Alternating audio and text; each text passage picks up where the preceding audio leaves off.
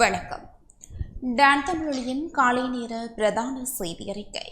செய்திகளுக்காக இணைந்திருக்கும் டான் கிருசாயினி உருத்திரராசன்.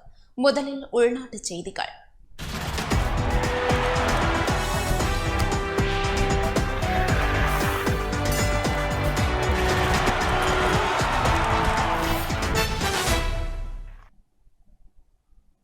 இலங்கைக்கு எதிரான சர்வதேச விசாரணைக்கு ஒத்துழைக்குமாறு சர்வதேச நாடுகளிடம் ஐநா மனித உரிமைகள் பேரவை வலியுறுத்தியுள்ளது.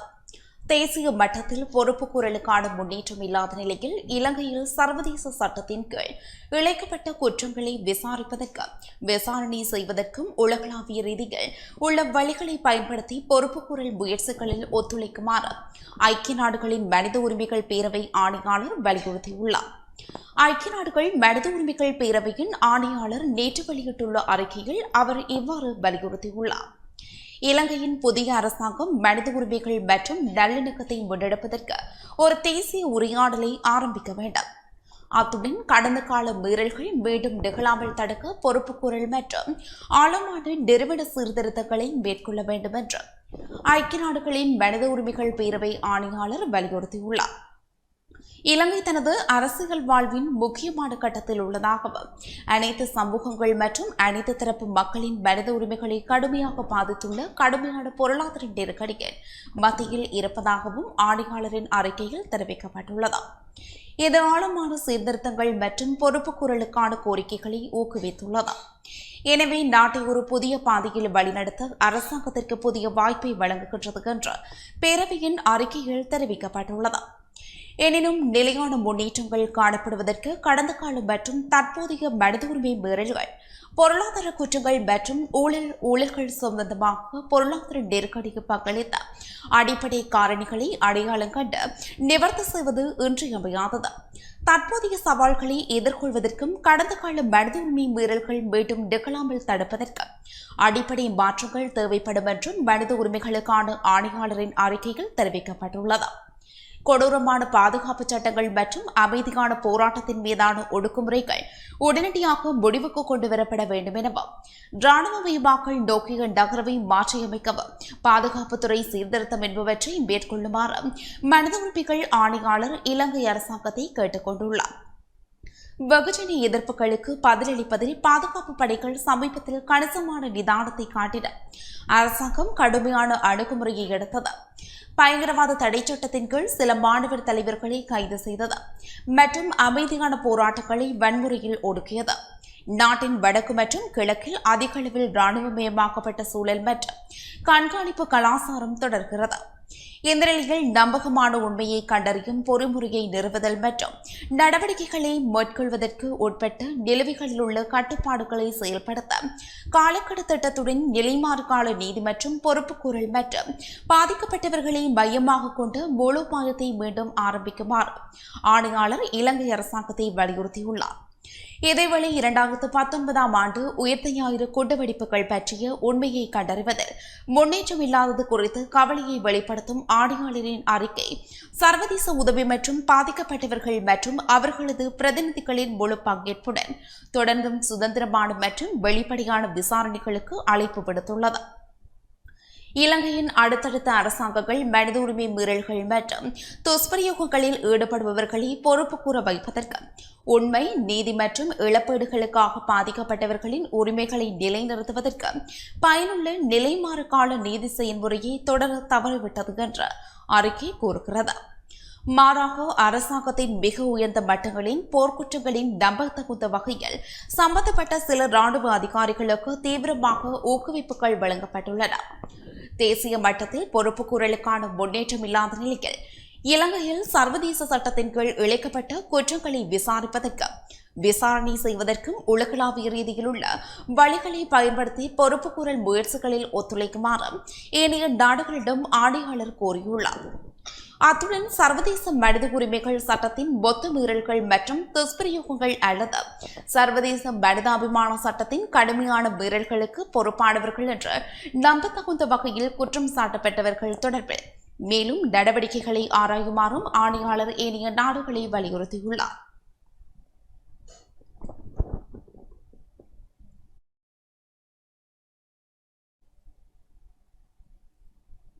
அரசாங்கம் தனது நலனுக்காகவே செயற்படுகிறது என எதிர்க்கட்சித் தலைவர் சஜித் பிரேமதாச தெரிவித்துள்ளார். அரசாங்கம் வரிக்கு மேல் வரி விதிப்பதன் மூலம் மக்களை கடுமையான அழுத்தத்திற்கு உள்ளாக்கியுள்ளதாகவும் அதை தாங்க முடியாத அளவுக்கு மக்கள் மாறிவிட்டனர் எனவும் இவை எல்லாவற்றிற்கும் மத்தியில் அரசாங்கம் தன் நலனுக்காகவே செயல்படுகிறது எனவும் எதிர்க்கட்சித் தலைவர் சஜித் பிரேமதாச தெரிவித்துள்ளார். இந்த வரிகளை பயன்படுத்தி அமைச்சர்களுக்கு நிவாரணம் வழங்கவும் கடந்த சில நாட்களுக்கு முன்னர் பாதிக்கப்பட்ட பாராளுமன்ற உறுப்பினர்களுக்கு நட்டஈடு வழங்கவுமே இது முன்னெடுக்கப்படுவதாகவும் எதிர்க்கட்சித் தலைவர் தெரிவித்தார். கொழும்பில் உள்ள எதிர்க்கட்சித் தலைவர் அலுவலகத்தில் நேற்று ஊடகங்களுக்கு கருத்து தெரிவிக்கும் போதே எதிர்க்கட்சித் தலைவர் இவ்வாறு தெரிவித்தார். சர்வதேச நாணய நிதியத்துடன் செய்து கொண்ட ஒப்பந்தத்தை நாட்டு மக்கள் அறிந்து கொள்ள வேண்டும் என தெரிவித்த எதிர்க்கட்சித் தலைவர் ரகசியமாக கைச்சாத்திடப்பட்ட ஒப்பந்தங்களுக்கு நாட்டு மக்களால் இழப்பீடு வழங்க முடியாது எனவும் அவர் தெரிவித்தார். முன்னாள் ஜனாதிபதி தலைமையிலான அரசாங்கம் தனிப்பட்ட தீர்மானங்களின் அடிப்படையில் கைகோர்த்து செய்யப்பட்டதாலேயே தோல்வியடைந்ததாகவும் இன்றும் அவ்வாறே நடந்து வருவதாகவும் எதிர்க்கட்சித் தலைவர் தெரிவித்தார்.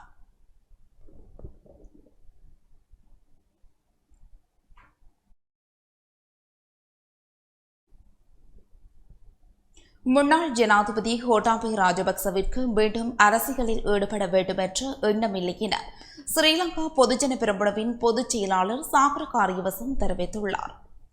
முன்னாள் ஜனாதிபதி கோட்டாபய ராஜபக்சவுடன் இடம்பெற்ற கலந்துரையாடலின் போது அவர் தனது எதிர்கால அரசியல் தொடர்பில் எந்தவொரு நிலைப்பாட்டையும் வெளிப்படுத்தவில்லை. அவருக்கு மீண்டும் அரசியலில் ஈடுபட வேண்டும் என்ற எண்ணம் இருப்பதாகவும் தெரியவில்லை என்று ஸ்ரீலங்கா பொதுஜன பெரமுனவின் பொதுச் செயலாளர் சாகர காரியவசம் தெரிவித்தார். எனினும் பொதுஜன பெரமுனவுடன் ராஜபக்சக்களின் அரசியல் தொடரும் என்றும் அவர் குறிப்பிட்டார். பத்ரமுல்லையில் உள்ள பொதுஜன பெரமுன அலுவலகத்தில் நேற்று நடைபெற்ற ஊடகவியலாளர் மாநாட்டில் அவர் இவ்வாறு தெரிவித்தார். அரசாங்கத்திலிருந்து விலகிச் சென்ற சிறிய கட்சிகளின் தலைவர் ஆரம்பத்தில் சர்வதேச நாணய நிதியத்தை நாடுவதை தவிர வேறு மாற்று வழி இல்லை என்றும் கூறினார். ஆனால் தற்போது சர்வதேச நாணய நிதியத்தை நாடுவதால் எந்தவித தீர்வும் கிடைக்கப் போவதில்லை என்றும் கூறுகின்றனர். இவ்வாறு கொள்கையற்றவர்களாக இருக்கும் அவர்களது புதிய அரசியல் கூட்டணி தொடர்ந்தும் படிக்காத கொள்கைகளின்றி நாட்டின் எதிர்காலத்துடன் விளையாட வேண்டாம் என்று அவர்களிடம் தெரிவித்துக் கொள்கின்றோம். ராஜபக்சாக்களின் அரசியல் பொதுஜன பெரமுனவுடன் தொடர்ந்து முன்னெடுத்து செல்லப்பட அவர்கள் ஆர்ப்பாட்டக்காரர்களின் போது பதவி விலகியமை தவறு என்பதே என்னுடைய தனிப்பட்ட கருத்தாகும். கட்சியில் பெரும்பாலானவர்கள் நிலைப்பாடு இதுவாகும். முன்னாள் ஜனாதிபதி கோட்டாபய ராஜபக்சவை 69 லட்சம் மக்களே தெரிவு செய்தனர். மஹிந்த ராஜபக்ச பிரதமராக்கப்படுவார் என்று அறிவிக்கப்பட்டமையினாலேயே பாராளுமன்றத்தில் 3/2 பெரும்பான்மையை மக்கள் வழங்கினர். எனவே அவர்களை பதவியிலிருந்து நீக்கும் அதிகாரமும் அம்மக்களுக்கே காணப்படுகிறது. மாறாக வீதியில் ஆர்ப்பாட்டங்களை முன்னெடுப்பவர்களுக்கு அந்த அதிகாரம் கிடையாது. எனவே நாம் தொடர்ந்து மக்களுடன் பயணிப்போம். ராஜபக்சாக்களுக்கு பொதுஜன பெரமுனவிற்கு தமது வேண்டுபாடு இல்லையா என்பதை மக்களே தீர்மானிக்க வேண்டும். முன்னாள் ஜனாதிபதி கோட்டாபய ராஜபக்சவுடன் இடம்பெற்ற கலந்துரையாடல்களில் அவர் தனது எதிர்கால அரசியல் பயணம் குறித்து எந்தவொரு நிலைப்பாட்டையும் வெளிப்படுத்தவில்லை. அவருக்கு மீண்டும் அரசியலில் ஈடுபட வேண்டும் என்ற எண்ணம் இருப்பதாகவும் தெரியவில்லை.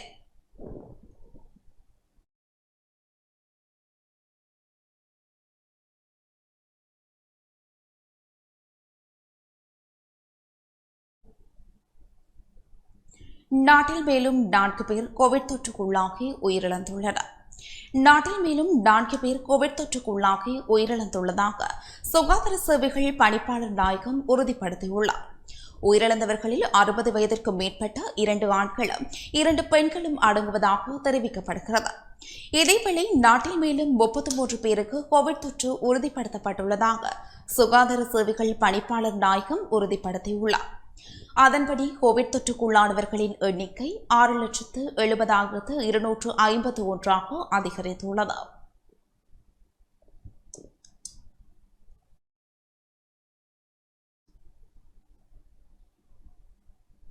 இலங்கை கடற்பரப்பில் அத்துமீறி மீன்பிடியில் ஈடுபட்ட 12 இந்திய மீனவர்கள் கடற்படையினரால் கைது செய்யப்பட்டுள்ளனர். முல்லைத்தீவு மற்றும் அலம்பில் கடற்கரையில் வைத்து குறித்த மீனவர்கள் கைது செய்யப்பட்டதாக கடற்படையினர் தெரிவித்துள்ளனர். அவர்கள் பயணித்த படகில் இருந்த மீன்பிடி உபகரணங்களையும் கடற்படையினர் கைப்பற்றியுள்ளனர். கைது செய்யப்பட்ட மீனவர்கள் விசாரணைகள் முன்னெடுக்கப்பட்டுள்ளதாக கடற்படையினர் தெரிவித்துள்ளனர். பலமான வளமான நாட்டை உருவாக்கும் பணியை இன்றிலிருந்து ஆரம்பிப்போம் என ஜனாதிபதி ரணில் விக்ரமசிங்க தெரிவித்துள்ளார். பலமான வளமான நாட்டை உருவாக்கும் பணியை இன்றிலிருந்து ஆரம்பிப்போம் எனவும் நாம் அனைவரும் ஒன்றிணைந்து நாட்டை மீட்டெடுப்போம் எனவும் ஜனாதிபதி ரணில் விக்ரமசிங்க தெரிவித்துள்ளார். நேற்று மாலை ஐக்கிய தேசிய கட்சியின் 76வது ஆண்டு விழா கொழும்பு சுகதாச உள்ளக விளையாட்டரங்கில் இடம்பெற்ற வேளை இவ்வாறு குறிப்பிட்டார். ஆயுதம் ஏந்தாமல் வெடிகுண்டை கையில் எடுக்காமல் முதல் தடவையாக இளம் சமுதாயம் ஒரு போராட்டத்தை நடத்தி மாற்றம் வேண்டும் என வலியுறுத்தினர். அதனை நாம் ஏற்றுக்கொண்டோம். எனினும் அதற்குள் கிளர்ச்சியை உருவாக்கி போராட்டத்தை ஒரு சிலர் நாசமாக்கினர். சரியாக முன்னெடுக்கப்பட்ட போராட்டம் திசை மாறியது. இப்போது போராட்டம் இல்லை என்றாலும் இளைஞர்களின் நோக்கம் முன்னோக்கி கொண்டு செல்லப்படுகிறது. நாட்டின் பிரதான வேலை திட்டங்களை அரசியலுக்கு அப்பால் கொண்டு சென்று செய்து முடிப்போம். மாற்றம் ஒன்று வேண்டும் என கேட்கின்ற இந்த நிலையில் சகலரையும் இணைத்துக் கொண்டு இந்த மாற்றத்தை உருவாக்குவோம். நாம் பல்வேறு பிரச்சனைகளுக்கு முகம் கொடுத்து வருகின்றோம். பலரது உதவிகளையும் ஒத்துழைப்புகளையும் பெற்றுக்கொள்ள வேண்டியுள்ளது. இவற்றை நான் செய்து முடிப்பேன். அடுத்த பெரும்போகத்திற்கு உரம், எரிபொருள் என சகலத்தையும் நாம் பெற்றுக் கொடுப்போம். அதற்கான இலக்கை நோக்கி பயணித்துக் கொண்டுள்ளோம். தொடர்ந்து எம்மால் பிச்சை எடுத்து உண்ண முடியாது. எம்மால் கடன்களில் தொடர்ந்து வாழ முடியாது. நாம் எவருமே வங்குரோந்து நிலைக்கு மாற விரும்பவில்லை. கடினமான நிலையிலும் கடனை செலுத்தி முடிப்போம். கடன் இல்லாத நாட்டை உருவாக்குவோம். புதிய பொருளாதார கொள்கையை வகுப்போம். மாற்று வழிமுறைகளை தேடுவோம். அதன் மூலமாக பலமடைவோம். புதிய பயணத்தை ஆரம்பிப்போம். ஜப்பானுக்கு முடியும் என்றால், சிங்கப்பூருக்கு முடியும் என்றால், கொரியாவுக்கு முடியும் என்றால், துபாய்க்கு முடியும் என்றால் ஏன் எம்மால் முடியாது? 2020 முதல் 2025 ஆண்டுக்குள் பலமான வளமான நாட்டை உருவாக்குவோம். அடுத்த ஆண்டே அதனை நோக்கி பயணிப்போம். இதன் இறுதியை பார்க்க நான் இருக்க மாட்டேன். ஆனால் இன்றைய இளம் சமுதாயம் வளமாக வாடும் சூழலை உருவாக்கி கொடுக்க வேண்டும் என்பதே எனது எதிர்பார்ப்பாக உள்ளது. எமது கொள்கையை உறுதியாக முன்கொண்டு செல்வோம். ஐக்கிய மக்கள் சக்தியாக இருந்தாலும், ஸ்ரீலங்கா பொதுஜன பெரமுன ஆனாலும், ஜேவிபி ஆனாலும், தமிழ் தேசிய கூட்டமைப்பு என்றாலும், ஏனைய சகல கட்சிகளாக சுயாதீன அமைப்புகளாக இருந்தாலும், நாம் அனைவரும் ஒரு தாய் பிள்ளைகள். நாம் அனைவரும் ஒன்றிணைவோம். ஒன்றிணைந்து நாட்டை மீட்டெடுப்போம். மக்களுக்காகவும் நாட்டிற்காகவும் சகலரும் ஒன்றிணைந்து அச்சமின்றி இந்த பயணத்தை ஆரம்பிப்போம். முதல் போராட்டம் முடிந்துவிட்டது. நாட்டை ஒன்றிணைக்கும் இரண்டாம் போராட்டத்தை இன்றிலிருந்து ஆரம்பிப்பேன். ஐக்கிய தேசிய கட்சியின் தெரிவான 4வது ஜனாதிபதியாக நான் உள்ளேன். ஆனால் ஐக்கிய தேசிய கட்சி அரசாங்கமோ பாராளுமன்ற குழுவோ இல்லை என்ற சிறப்பம்சம் எனக்குண்டு. மீண்டும் ஐக்கிய தேசிய கட்சியின் மீதான நம்பிக்கையை வைத்து ஒன்று கூடிய சகல மக்களுக்கும் நன்றிகளை தெரிவித்துக் கொள்கின்றேன் என குறிப்பிட்டுள்ளார். රටේ පාලනය නවත්තලා පාර්ලිමේන්තු අරගන්ට ක්‍රියා කළා. මේක අසාර්ථක වුණාම ඒ එක්කම ஐக்கிய தேசிய கட்சியின் 76வது ஆண்டு விழா கொழும்பு சுகதாச உள்ளக விளையாட்டரங்கில் நேற்று மாலை இடம்பெற்றது. ஐக்கிய தேசிய கட்சியின் தலைவர் ஜனாதிபதி ரணில் விக்ரமசிங்க தலைமையில் இந்த நிகழ்வு இடம்பெற்றது. 1946 ஆண்டு DS சேனநாயக்க தலைமையில் ஐக்கிய தேசிய கட்சி ஆரம்பிக்கப்பட்டது. அதன் பின்னர் 1947 ஆண்டு இடம்பெற்ற நாடாளுமன்ற தேர்தலில் போட்டியிட்ட ஐக்கிய தேசிய கட்சி பெரும்பான்மை ஆசனங்களை கைப்பற்றியது. இலங்கையின் முதலாவது பிரதமராக DS சேனநாயக்க தெரிவு செய்யப்பட்டார். இன்றைய நிகழ்வில் பிரதமர் தினேஷ் குணவர்த்தன, அமைச்சர்கள், ஐக்கிய தேசிய கட்சி உறுப்பினர்கள் மற்றும் நாடாளுமன்ற உறுப்பினர்கள், ஐக்கிய தேசிய கட்சி பிரமுகர்கள், ஆதரவாளர்கள் என பலரும் கலந்து கொண்டனர்.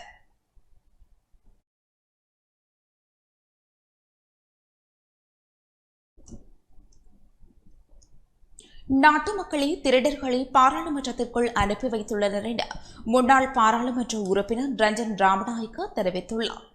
கொலைகாரர்கள், கொள்ளையர்கள், ஊழல்வாதிகளை பாராளுமன்றத்தில் உள்ளதாக முன்னாள் பாராளுமன்ற உறுப்பினர் ரஞ்சன் ராமநாயக்க தெரிவித்துள்ளார். கொழும்பில் நேற்று ஊடகங்களுக்கு கருத்து தெரிவிக்கும் போதே அவர் இதனை தெரிவித்தார்.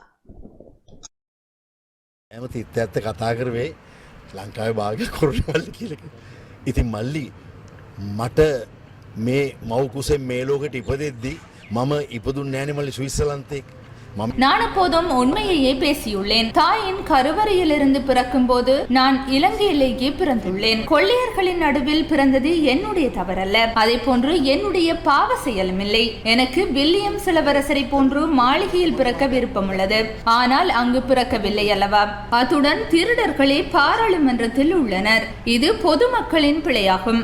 அவர்களே திருடர்களை வாக்களித்து பாராளுமன்றத்திற்கு அனுப்பி வைத்துள்ளனர். கொலைகாரர்கள், கொள்ளையர்கள், ஊழல்வாதிகளே பாராளுமன்றத்திற்கு வந்துள்ளனர். அதுதான் நம்முடைய நாட்டிற்கு ஏற்பட்டுள்ள இழப்பாகும். பொதுமக்களை குறை கூற முடியாது. ஏனெனில் அத்தகையோரையே கட்சிகளின் வேட்பாளராக நியமித்துள்ளனர். தமக்காக திருடுவதற்கென இன்னும் ஒரு திருடனை அனுப்புவர். நமக்கு இன்று கோழியை கொல்ல முடியாது என்று கூறுவர். ஆனால் கொன்று சமைத்து கொடுத்தால் உண்போம் என்பார்கள். 225 பேரும் ஒரு குழுவாக இருந்து திருடுவர். அவர்கள் அனைவரும் ஒன்றிணைந்து திருடி அவர்களுக்கு ஒத்துழைப்பு வழங்குபவர்களுக்கு சிறிய தொகையை வழங்குவர். அத்தகைய செயற்பாடுகளின் காரணமாகவே நாடு இத்தகைய நெருக்கடிக்குள் தள்ளப்பட்டுள்ளது.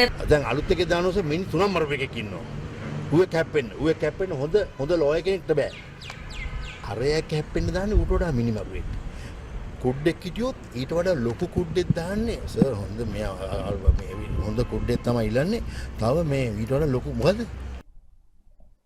ஜனாதிபதி ரணில் விக்ரமசிங்க பசில் ராஜபக்சவின் கைப்பாவையாகவே செயற்படுகின்றார் என பாராளுமன்ற உறுப்பினர் சேசா விதானகி தெரிவித்துள்ளார்.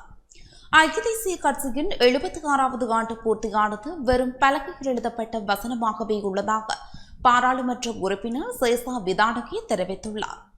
கொழும்பில் நேற்று இடம்பெற்ற ஊடகவியலாளர் சந்திப்பின் போதே அவர் இதனை தெரிவித்தார். මේ එක්සත් ජාතිපක්ෂයේ ජනාධිපතිවරයෙක් පත් කරනවා නම් එක්සත් ජාතිපක්ෂ මිනිස්සු ඡන්දෙ දෙන්න ඕන. මේ පොදු ජන පෙරමුණේ ඊරකාරයෙක් විදියට ஐக்கிய தேசிய கட்சியில் 76 வருடங்கள் பழமை வாய்ந்த புகழ்பெற்ற சிரேஷ்ட தலைவர்கள் பலர் உள்ளனர். ஜே.ஆர். ரணசிங்க பிரேமதாச உள்ளிட்ட புகழ்பெற்ற தலைவர்கள் பலர் ஐக்கிய தேசிய கட்சியிலிருந்து சேவையாற்றியுள்ளனர். ஐக்கிய தேசிய கட்சியின் 76வது சம்மேளனம் கொண்டாடப்படுகின்றது. இந்த 76வது சம்மேளனம் ஐக்கிய தேசிய கட்சியின் தலைவர் ஒருவர் ஜனாதிபதியாக பதவி வகிக்கும் நிலையில் கொண்டாடப்படுவதாக பாரிய பிரச்சாரங்கள் முன்னெடுக்கப்படுகின்றன. தற்போது இருப்பது ஐக்கிய தேசிய கட்சியின் ஜனாதிபதி அல்ல என்பதை பிரச்சாரங்களை முன்னெடுப்பவர்களுக்கு நினைவுபடுத்திக் கொள்கின்றோம். ஐக்கிய தேசிய கட்சியின் 76 வருட காலம் என்பது வெறுமனே பலகையில் எழுதப்பட்ட வசனமாகவே உள்ளது. காரணம், அதன் பின்னணியில் மஹிந்த ராஜபக்ச, அசில் ராஜபக்ச ஆகியோருக்கு உகந்த விடயங்களே முன்னெடுக்கப்படுகின்றன. அந்த வகையில் ஐக்கிய தேசிய கட்சியை சேர்ந்த 200-300 பேர் மாத்திரமே வருகை தருவர். ஏனையவர்கள் மஹிந்த ராஜபக்சர்களுடைய தரப்பினராகவே இருக்க முடியும். தற்போது இருப்பவர் பொதுஜன பெரமுன ஜனாதிபதி ஆவார். அதற்கமைய பொதுஜன பெரமுனவின் ஜனாதிபதியின் கீழ் ஐக்கிய தேசிய கட்சியின் சம்மேளனம் கொண்டாடப்படுகிறது என்பதை அவர்களுக்கு சுட்டிக்காட்ட விரும்புகின்றோம். என்ன சம்மேளனத்தை கொண்டாடினாலும் ஜனாதிபதி ரணில் விக்ரமசிங்க பசில் ராஜபக்சவின் கைப்பாவையாகவே செயற்படுகின்றார் என்பதில் மாற்று கருத்தில்லை. නිදොස් කොට නිදහසල ඇයි මේ රටේ නඩුව දාපු අල්ලස් දූෂණ වෙන්න පුළුවන් වෙන නීතිපත් දෙපාර්තමේන්තුව වෙන්න පුළුවන් ඒ නඩුව ඉල්ලා අස් කරගන්න අවශ්‍ය மலையக மக்கள் வறுமை கோட்டிற்கு கீழே வாழ்கின்றனர் என பாராளுமன்ற உறுப்பினர் வேலுக்குமார் தெரிவித்துள்ளார். மலையகத்தில் வாழும் சகல குடும்பங்களும் வறுமை கோட்டிற்கு கீழே வாழும் குடும்பங்களாகவே உள்ளனர் என்று பாராளுமன்ற உறுப்பினர் வேலுக்குமார் தெரிவித்துள்ளார். பிள்ளைகள் மற்றும் தாய்மாரின் மந்தபோசனை தொடர்பாக யுனிசெஃப் நிறுவனம் வெளியிட்டிருக்கும் அறிக்கை தொடர்பில் பாராளுமன்றத்தில் நேற்று உரையாற்றும் போதே அவர் இதனை தெரிவித்துள்ளார். மந்தபோசன குறைபாட்டால் பாதிப்புக்குள்ளாவது தொடர்பாக இன்று இந்த சபையிலே ரோஹிணி கவிரத்ன அவர்களது அந்த பிரேரணை பேசப்பட்டு கொண்டிருக்கின்றது. ஒரு விடயத்தை இந்த சபையிலே ஞாபகப்படுத்த வேண்டும். இந்த நாட்டிலே ஆரம்ப காலம் தொட்டு இன்று பல வருடங்களாக மலையகத்தில் இருக்கக்கூடிய தோட்ட தொழிலாளர்கள், அந்த தோட்டங்களிலே வளர்கின்ற குழந்தைகள், அங்கே இருக்கக்கூடிய தாய்மார்கள் இந்த மந்தபோசனத்தால் தொடர்ச்சியாக இந்த நாட்டிலே பாதிப்படைந்து கொண்டு வந்திருக்கக்கூடிய ஒரு சமூகம். ஆனால் இந்த சபையிலே அது பேசப்படவில்லை, அது முக்கியமானதாக கவனத்தில் கொள்ளப்படவில்லை. இன்று இந்த நாட்டிலே ஏற்பட்டிருக்கக்கூடிய இந்த நெருக்கடியோடு இன்று ஏற்பட்டிருக்கக்கூடிய இந்த பிரச்சினை வெளியிலே பேசப்படுகின்ற ஒன்றாக வந்திருக்கின்றது. ஒரு விடயத்தை நான் ஞாபகப்படுத்த வேண்டும். சுதந்திரம் அடைந்ததிலிருந்து இந்த நாட்டிலே இருக்கக்கூடிய மக்களுக்கு உணவை பெற்றுக்கொள்வதற்கு, ஆடைகளை பெற்றுக்கொள்வதற்கு, கல்வியை பெற்றுக்கொள்வதற்கு, இந்த நாட்டிற்கான எரிபொருளை பெற்றுக்கொள்வதற்கெல்லாம் தேவையான டாலர்களை உழைத்து கொடுத்த சமூகமாக, தேவையான டாலர்களை உழைத்து கொடுத்த சமூகமாக மலையக இந்த தோட்ட தொழிலாளர்கள் இருந்திருக்கின்றார்கள். ஆனால் இந்த நாட்டிலே இருக்கக்கூடிய சகல சமூகமும் அவர்களுக்கு கடன்பட்டவர்களாக இருக்கின்றார்கள் என்பதை இந்த இடத்திலே நான் ஞாபகப்படுத்த வேண்டும். திருகோணமலை மோதூர் நாகம்மாள் விவசாய சம்மேளனம் பெரும்போக்கு நெற்சகை தொடர்பில் கலந்துரையாடியுள்ளது. திருகோணமலை மோதூர் நாகம்மாள் விவசாய சம்மேளனத்தின் பெரும்போக்கு நெற்சகை தொடர்பான கூட்டம் சங்க செயலாளர் கானா காண்டிபெண் தலைமையில் நேற்று முன்தினம் காலை 11 மணியளவில் இடம்பெற்றது. மோதூர் கிழக்கில் சுமார் 600 ஏக்கர் நிலப்பரப்பில் மழைநீரை மட்டும் நம்பி காலப்போக்கு செய்கையில் ஈடுபடும் காயங்கனிக்குளம், வேலப்பெருமாள் குளம் மற்றும் மேட்டுக்காணி வெளிகளைச் சேர்ந்த விவசாயிகளுக்கான பெரும்போக்கு நெற்சகையை தீர்மானிப்பதற்காக கூட்டம் நடாத்தப்பட்டது. இப்பொதுக்கூட்டத்தில் தோப்பூர் கமநல சேவை நிலைய கமநல அபிவிருத்தி உத்தியோகத்தர் மற்றும் பிரதேசத்திற்கு பொறுப்பான அபிவிருத்தி உத்தியோகத்தர்கள், கிராம சேவையாளர், விவசாயிகள் போன்றோர் கலந்து கொண்டனர். மோதூர் நாகம்மாள் சம்மேளன விவசாயிகள் வருடந்தோறும் யானைகள், கட்டாக்காளி மாடுகள் போன்றவற்றால் பாதிப்படைந்து வருகின்றனர். இப்பாதிப்புகளிலிருந்து விடுபடாவிட்டால் உணவு பஞ்சத்தை எதிர்கொள்ள வேண்டி ஏற்படும் என்பதால் துறைசார் அதிகாரிகள் நடவடிக்கை மேற்கொள்ள வேண்டும் என விவசாயிகள் கோரிக்கை விடுத்தனர். பொருளாதார பிரச்சினை மற்றும் விலை அதிகரிப்பு காரணமாக வேலையடைக்காது பயிற்சியில் ஈடுபடவும் மாடுகளை வெளியேற்றுவது எனவும் கூட்டத்தில் தீர்மானிக்கப்பட்டது.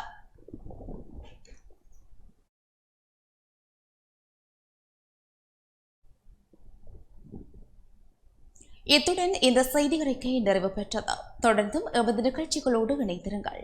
வணக்கம்.